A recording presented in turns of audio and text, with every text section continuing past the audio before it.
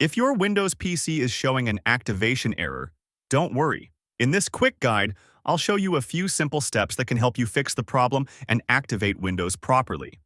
Let's get started. Step 1. Check date and time. Settings. First, open the Windows search bar and type Date and Time Settings. Click on it to open.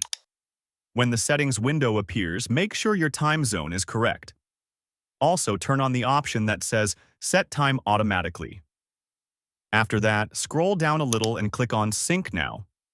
This will make sure your system time is fully updated, which is important for Windows activation.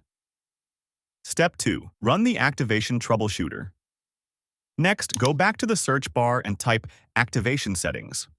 Open it. Inside this page, you click on Troubleshoot. Windows will now try to detect and fix the activation problem automatically. Just wait for the process to complete.